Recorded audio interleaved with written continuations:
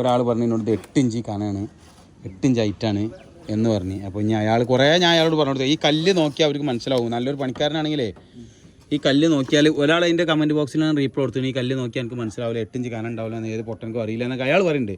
ഞാൻ ഒന്നും ഉണ്ടാകുന്നില്ല, കറക്റ്റ് ആയിട്ട് കാണിച്ചു കൊടുത്താൽ എനിക്ക് തെളിവുള്ള വരുന്നത്. 9 ഇഞ്ച് കല്ല്.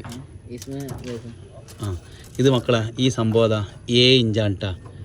7 ഇഞ്ച് ശരിക്കും ഉണ്ടാവില്ല ആ സംഭവം. പോയിൻ്റ് കമ്മിറ്റിയാണ് കേട്ടോ. ഓക്കെ, ഇത് കണ്ടില്ല നിങ്ങൾ, 7 ഇഞ്ചാണ് ഇപ്പോൾ ഇത് വെച്ചിരിക്കുന്നത്. കാരണം ഇതിമേലും 3 ഇഞ്ച് വരും, അതിമേലും 3 ഇഞ്ച് വരും. അപ്പോൾ അത് ബറായി പോകും. പിന്നെ അത്ര പെർഫെക്റ്റ്, കാരണം 1/2 ഇഞ്ച് 4 ഇഞ്ചൊക്കെ ആണ്ടുകൊണ്ടൊക്കെ ചെറിയൊരു മാറ്റങ്ങളൊക്കെ ഉണ്ടാവും എങ്ങനെയായാലും. ചെറിയൊരിത് ഇത് ഉണ്ടാവും എന്തായാലും. അത് ഇനി എന്ത് ചെയ്യും, അതാണ്ട് റെഡി ആയി പോയിക്കോളൂ. അതങ്ങനെ റെഡി ആകാനാണ് ഇൻഷാല്ലാ. അപ്പോൾ അതാണ് അതിൻ്റെ ഹൈറ്റ് കേട്ടോ. കറക്റ്റ് 7 ഇഞ്ചാണ് ഹൈറ്റ്. ഈ സ്റ്റെപ്പും കൂടി കയറാൻ തന്നെ ഭയങ്കര സംഭവം രസം അല്ലേ മുത്തുക? സ്റ്റെപ്പും കൂടി പോയി വരുമ്പോൾ തന്നെ രസമല്ല.